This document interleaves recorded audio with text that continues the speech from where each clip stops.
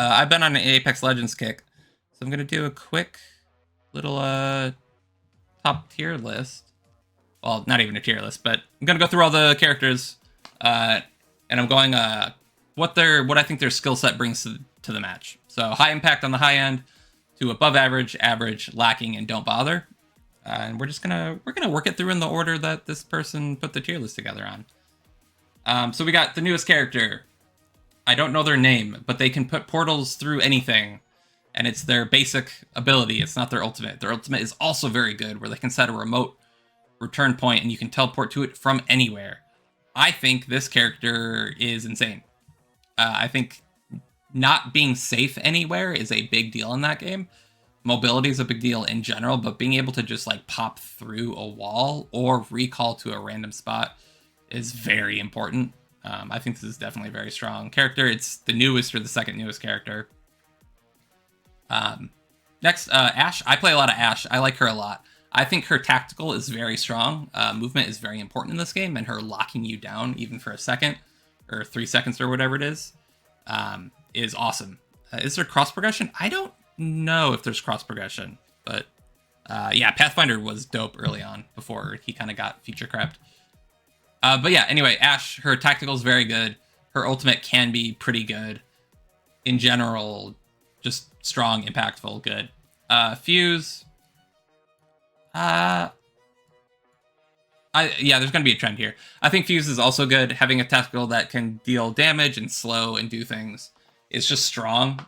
So especially like on the initial drop, you can still chuck a nade at someone. Having extra range on grenades can come in helpful. And then the ultimate can be very good, but a lot of times it's not. But I did just have a game where a dude just booked it away and shot it behind him, and then I couldn't chase him, which is very strong. So I think Fuse also brings kind of above average utility to the game. Bangalore. I think Bangalore is like bone stock. I think this is kind of your Ryu. I think this is who you tune everyone around. Like Smoke Grenade can be very good, but it doesn't really change the game state all that much other than give you some cover. And then the ultimate bringing like nukes and stuff down is just like, it seemed her and Gibby, I both wanted to feel better and like whatnot. And you end up doing like 40 damage to one person because people just book it. So I don't think the ultimate is that impactful. And then running faster when you're shot at is nice, but not really a game changer. So yeah. Something just fell. Next. Oh gosh, what is your name? I don't remember what your name is. I think this is another average. At launch, before it was directional, the radar scan was really good. And then the ultimate only affecting you, making you, a slightly better operator and giving you vision and speed and all of that, like, can be good. But ultimately, I don't think he's best in class or even above average. It's just a little bit of information. If communication on the team is good, they can tell you about all the little pings and stuff that they get to pick up. Bloodhound, thank you. Bloodhound can see little bits of things in the context of the arena and tell people, but otherwise, it's fine. Next is, well, I should have gone through and done a pass on all the names. This is another new character. This character came out right when I kind of stopped playing last time. I don't think reinforcing doors or blocking line of sight in a very specific line are hugely impactful. The weird little inky landmines I also am not scared of when they are thrown at me. And when I throw them, I don't feel like I'm making a huge impact. So I'm just gonna go with like average. I think this character's fine. Being able to reinforce doors can be a big deal. But ultimately, I feel like it's a coin flip on whether or not I feel like this character does much of anything. His name's not Ballistic, it's Fuse. Oh, that's Ballistic, not Fuse. Oh, shit. All these old white dudes, look alike. Am I right? Sorry, this is Catalyst we were talking about. Fuse is what I was talking about earlier with he has grenades on deck. Caustic. I think Caustic used to be like pretty scary, but nowadays I think he's less scary. Setting up static traps is always fun and good, but everyone is trained to shoot him now. Everyone is looking for him. Everyone is if they see them, they're going to shoot them in the bottom so they don't go off. I think the gas grenade is, fine, but it's not anything crazy. Him being big and whatever is, yeah. Toxic used to be very scary. I agree, but everyone is so ready for him now that it's just whatever. This is Apex Legends, Steve. I've been playing this for the last couple weeks, so. Which I shouldn't. I should be, looking for a job and all that, but what if I started playing Battle Royales again instead? Anyway, yeah, I think Caustic is kind of just whatever. I also think you want to be moving in this game. And so the characters that want to hunker down have to really have a strong skill set, and I don't think Caustic's is there anymore, unfortunately. I am definitely not going pro in Apex Legends. I'm not that cool. All right, this is the other newest character, new since I came back. This is Conduit. I'm dealing with limited information here, but being able to zap a teammate at range and give them more shields means that they may win a fight that they may not otherwise win. And then she gets a speed boost towards characters that are really far away from her. And so I struggle keeping up with people because I'm an old man and I'm slow. So having that is also nice. And then I had one match where her ult, where she sends out a bunch of like AoE slow damage fields, made a team unassailable. She threw it down inside of a building. We couldn't get inside that building to fuck with them, and they just whittled us down. Like it was good. So I think this character is quite good. I don't know that they're like best in class, but I think they're an above average support. Crypto. I am a Crypto stan. I want him to be good. He might be in Don't Bother tier, but there are times where he provides a ton of information, and a clutch EMP can really do a lot of shield damage and break gadgets and things. So I think he's okay. Again, if the other team is really on point and they shoot the drone, then like he's not doing anything. So, I think Bangalore is Gibby, Gibraltar is kind of another Bangalore, where they are kind of the basis that you base other champs around. Extra health when he's aiming, a shield that can't be shot, but you also can't shoot out of. So it's pretty well balanced. And then the big, AoE ult. He's fine. I think he's fun. I don't think you're hurting anyone by playing him. Having the shield come down can be nice. And then again, the ult, you want the ult to be good, and like you end up doing like 40 damage, just like Bangalore. Yeah, he's very vanilla, very boring, very straightforward. Next, I'm looking up. What is her name? Where is she in the wiki? Horizon. I haven't run into a ton of these, so this is slightly older information.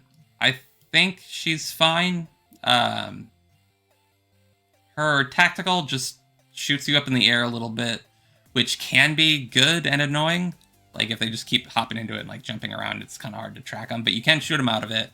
And then the big gravity grenade can be very good, but you can also shoot it. What? Am I missing something? I think she has, like, a slower fall speed as a passive? Tactical gravity lift, passive spacewalk. No landing shock, quick returns midair. Okay, so she has a little bit of extra mobility. I would be willing to believe that she's above average, but I'm going to put her at average here just because it's all kind of mobility and very pilot based on if you make good decisions there. And the black hole could do nothing if you throw it poorly, or it could kill the entire team. Who knows? Okay, as a support player across many games, I think being able to throw down a revive drone and then not have to stay on the revive is huge. Yu-Gi-Oh character in high impact. Sorry, trying to follow chat.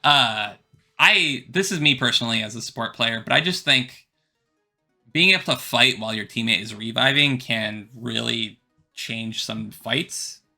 And then being able to throw down the drone and people not have to pop very, very slow med packs all day is like also very good. So I think that's good. So probably one of the best, the clearest high impact probably on this list is just like, yeah, she can revive people without being on them. Like, it's great. Next we have Loba, because she's a lady, right? Yeah, Loba. I really like Loba. I was playing Loma primarily for a long time. But all she has is a teleport, and then she can help out with the gear. Actually, you know what? Gonna go above average, because in the final... If you get to the final circle, or you're kind of stuck in fighting the last team, you can throw down Black Market, and you can just keep your ammo and shields and health topped off for much longer than they can. So it helps you be stuck in. Her tactical being a decent mobility tool is, good. And then she can see loot through walls, which can help you kind of prioritize directions you need to go if you're looking for a specific high tier item and you can recognize the silhouette. She's probably actually average, but I have been in enough situations where she lets us stay stocked up. So I'm going to go above average, just because having, infinite ammo and additional heals in a bad situation is very good. Maggie. I think I'm going to follow the trend here. The drill can flush people out of cover or hit a downed person around a corner and prevent, revives or things like that. So being able to nail people through and around cover is impactful. The shotgun buff is whatever. It's fun, but I don't know if shotguns are meta right now. And then the ult being both a speed boost and kind of a big explosive attack, if you can hit it, is helpful. It's not huge. It's not a great ult, but it is serviceable. But mostly it's the drill, being able to flush people out of cover, that can really fuck up people's game plans. Gosh, I don't love Mirage, but I've played with a bunch of Mirage players in the last week, and they all seem to do well. The confusion that he can sow just by putting a bunch of clones out, and then having the one clone just kind of always out, it seems like, is pretty good. And then a lot of people seem to miss when he's reviving and he turns invisible. So, if I were playing him, he would be in like lacking or don't bother. But I've played with enough people actually making use of him that I'm gonna keep him in average. I think people are doing good work with him. Up a little bit. Newcastle. I think his shield is too slow and too finicky. His tactical, and then his ult it's a hunker down button, and I don't think you want to hunker down in this game. And then dragging people as you revive them is, it's not as good as Lifeline. And it can help, but it's not what you really want. I don't think it's impactful enough, so I'm going to say he's lacking. You want to be mobile, he's not mobile. His revive effect isn't that great. Oh god, Octane. Okay, I hate Octane players, but I think he's probably above average just because he's fast and he has a passive that heals. And then jump packs can occasionally be helpful. But yeah, Octane, he's fast, he's annoying. If he hides for a little bit, he heals some health up just passively, which is very good. And then a little bit extra mobility that the team can benefit from, so he's good. I think Pathfinder is similarly kind of the average that you base around. His mobility is good. His ultimate is just a zipline, which you can get shot out of. He's great. I love Pathfinder. Pathfinder rules. His personality is also very good. But I don't think anything he's doing is, like, crazy. Other characters have good mobility. Other characters have team mobility. His passives aren't great. And I think a lot more people can scan things now. So, hi, Jekko. Yep, still alive. Yeah, I love the grappling hook. When I play Titanfall, I just run grappling hook because it's the best thing ever. But I don't think he's anything special. Okay. This is gonna go kind of counter to some of the other things I've said, but what's her name? Rampart. She can throw down shields really quickly, and they amp outgoing damage, block incoming damage, and then she has a massive gun. I think she can hunker down quickly enough and effectively enough and still allow you to shoot out, that I think she is still impactful, and I think she's actually above average. And I've seen people mow people down with her ultimate gun at kind of absurd ranges. So I think she's quite good. I think her ability to quickly throw up a barrier in front of a wall that's also a damage amp is strong. So yeah, I think she might be above average. She could be average. but I've seen enough people use her well that I think she may actually be kind of cracked. Yeah, going through all the Apex Legends characters as I've been playing for the last couple weeks, just to close out the show. That I am way over on. Okay, now we have... This guy's weird. I just played him today in his new version, Revenant. He used to be really strong, and I guess they decided that wasn't okay, because he locked people out of their skills. And I think they said that's not fun for his opponents, so they probably changed it. He now has a jump that you charge, which I think is like a worse Pathfinder. But his ultimate gives him more health. And that can win a fight for you, and if you get a knockdown, it recharges that extra health. So I think just in buffing your one-on-ones, even with a lacking tactical, and his passive is also whatever, he like crouch crawls faster. I think he's solidly average. I think if you're good, which I'm not, he would be above average, just because having a little extra health pool is going to win you equal standoffs. So if two people of equal skill start shooting each other, whoever has more health is going to win. So I think he could push people there, but I think his jump just takes so long to charge. I don't love it. All right. For Seer, I haven't played him since I started playing again. But I think he was one of the better kind of information recon champs at the time. Being able to throw down the ult and have an orb of detection can really help some hairy situations. The heart monitor thing is kind of gimmicky, but it can come in helpful. And then the beam detection can help you kind of clear some sketchy areas. So I think he's pretty good. Oh, he got a silence. Oh, they gave him the silence? That's crazy. Okay, if he has a silence, then he's definitely average. Yeah, you can hear people within 50 meters. And then you make a sphere where you can see people running or shooting. So yeah, he's at least average. He might be even better than that. I'm not sure. But yeah, if he gets a silence now too, that's great. Maybe he had that before and I'm just an idiot. Valkyrie.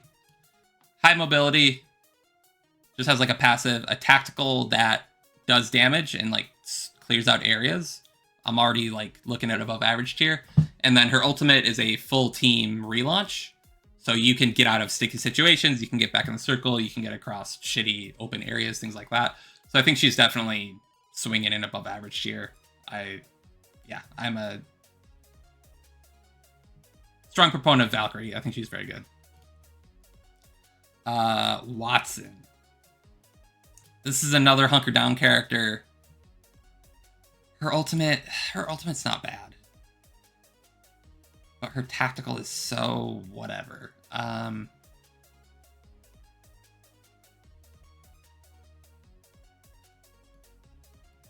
Yeah, even with her ultimate, you have to sit there and it takes forever to recharge. So, yeah, she's a hunker down character. You have to run around. You have to set down the things. If you don't set them right, people can snipe them easy, and then they do nothing. Otherwise, it's just a little bit of damage in a slow. She might be average, but I'm gonna err on the side of caution here, just because you really have to do a lot of setup with her. You have a limited number of charges. They're easy to shoot, and then the ultimate, it does eat grenades, but I don't think grenades are a huge threat game to game. Sometimes they'll come in very clutch. And then the shield recharge is just, it's pretty slow. But it does last like forever, so kind of a trade-off. But I do think you might, again, you don't want to be hunkered down. You just don't. You want to be on the move. You want to be constantly third-partying and doing things like that. So next, Wraith. Just like Octane, I think these players are typically cancer, but I think the character itself is good. Being able to phase out and reposition saves a million Wraiths' lives every day. The ult, letting you put down a team portal between two spots that you can go back and forth over and over, is really strong. And then her passives, she has a skill now where the passive is even better, where she like hears voices. So I think Wraith is still above average, if not high impact. But I personally don't play her, so I'm not really comfortable with high impact. Vantage. I wanted to like Vantage. I don't really think she brings anything to the table. You have to be a six sniper to get anything out of her ult. So you actually have to land hits to then apply a proc that does something. Is like vision and damage. Let's see. Yeah, you gain a round every 20%. Has a scope. Hit does 50 base damage and marks the enemy for 10 seconds. 15% hit buff. Ultimate, yeah. Yeah, it's you have to be a sick-ass sniper. Her little bat and jump thing is kind of a slow mobility tool. I wanted to like her, I don't. Yeah. Her ultimate is just a sniper rifle. Like, it's, yeah. Okay, last guy, who I also haven't played a ton of. This is Ballistic. He gets to hold an extra gun, which my brain is not big enough to make use of. His tactical hits people and overheats guns, but you have to hit a skill shot. Okay, it's like Ash where it does an AoE if you miss.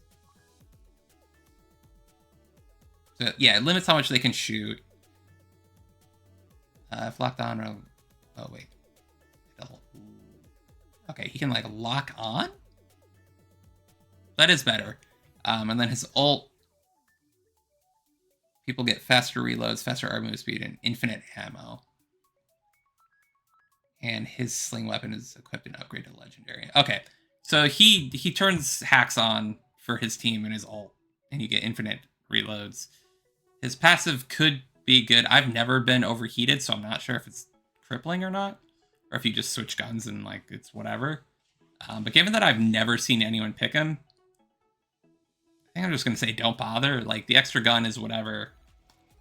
How often do you need a third gun? You can typically cover your ranges pretty easily. Infinite ammo and like faster moving for the team is cool. But like, I really have never seen anyone play this character. So I'm gonna trust the tribal knowledge here. Given that I've never seen one, I'm just gonna say don't bother. So that's my Apex Legends kind of impact tier list here. So I think the two that you really got to watch out for are this new one with the portals and Lifeline being able to revive people. Otherwise, people are kind of in the middle of roughly around average. I'm not going to go through all these because there's a lot and I've forgotten half of their names. But yeah, stay away from Vantage, stay away from Ballistic. Did I even remember his name? Yeah, Ballistic. And maybe stay away from Caustic, Crypto, Newcastle, and Fence Girl, Watson. But yeah, otherwise, I think honestly, ultimately, shooting is more important than any tactical or ultimate in that game. So if you're a sick shot, it don't matter. You can carry your team all day, and I hope people do carry me. So that's my Apex Legends effectiveness impact tier chart for the week.